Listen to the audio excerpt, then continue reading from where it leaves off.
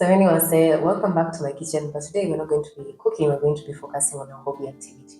My name is Christine Kelly, in case you're new here, and I make content around slow living. My content mostly focuses on recipes, hobbies, as well as home decor. So in front of me is a pot of spring onions that I believe I bought a month ago for a recipe, and I discovered that I had a surplus of them. And I didn't want to waste them, so I decided to try out kitchen gardening. So this specific hobby is a very sustainable one, and I believe it's called kitchen scrap gardening, and it involves the reuse of vegetable leftovers by turning them into new plants. So you start off first of all in a water body, and once your new plants have roots, then you move them onto soil where they take off a life of their own. An assortment of some of the kitchen scraps as well as vegetables that I currently have in my pantry, and I've tried to put them in different categories, 4 categories, so that we can understand clearly. Maybe just a better kind of bitter. Lose gravity, I'm swimming in the quicksand. The first category is the vegetables that you just plant as is. Think of potatoes, sweet potatoes, etc., ginger. So anything that has eyes. So hard to please. Drowning in what feels just like an ocean. Negativity is getting closer. Powder keeps the heat when it gets colder.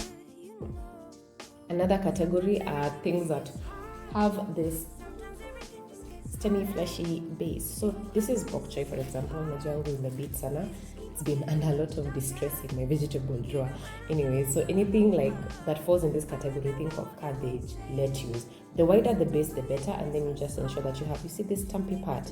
It's big enough for it to propagate roots. Sometimes you can trim it off so that you can get to the fleshy bit, because again, at this point, the flesh has died. At this base, it has died. So you can just try to, if you have enough room, snip just kidogo and then put this in water and you're good to go. You don't have to put the whole plant inside. That's counterproductive.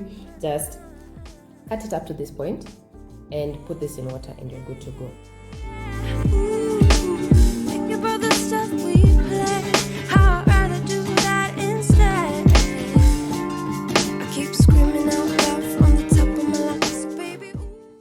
Other category are like fleshy herbs, so think parsley, dania, cilantro, etc. These fleshy stems, though these are a bit tricky to grow, if you have seeds the better. If you can buy from the store when they have their roots, 100% recommended. But if you get them like this, it takes a bit of more patience, but that's fine.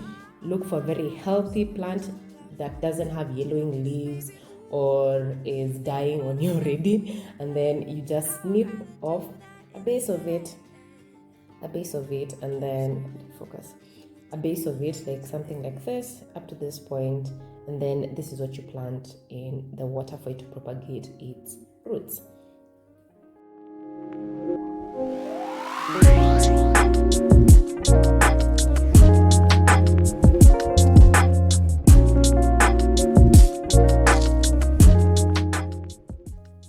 The other category are, for example, carrots, turnips, radish. This whole section is the root itself, so it's a root tuber, and then this is where the shoot comes from. So ideally, you just cut off this section. So this section, if you can go bigger, the better.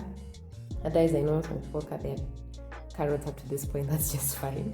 And then this part, this is what now you put in water, and then it's going to propagate some things. Okay, but for this type of vegetables, please note that you're not going to grow a whole carrot. You're just going to have the greenery and the foliage on top, and that's really good for salads and juices and things like that. So that's the 4 type of categories. And then now moving on to tools and utensils. So you'll have to have a place for you to propagate your roots in. I prefer this cup, so any reusable plastic or glass item that you have in your pantry, that's well and good. This is one of the places where I place my kitchen scraps. It's just directly opposite a well-lit window, and it's in an area where I pass by frequently, meaning I'm not going to forget to change out the water and wash the containers. This is just to prevent any contamination as well as root rot.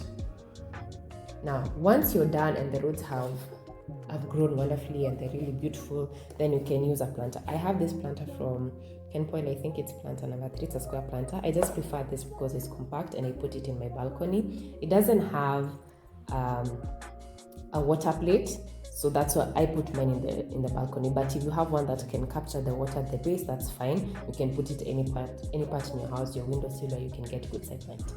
Don't drown your plants, please.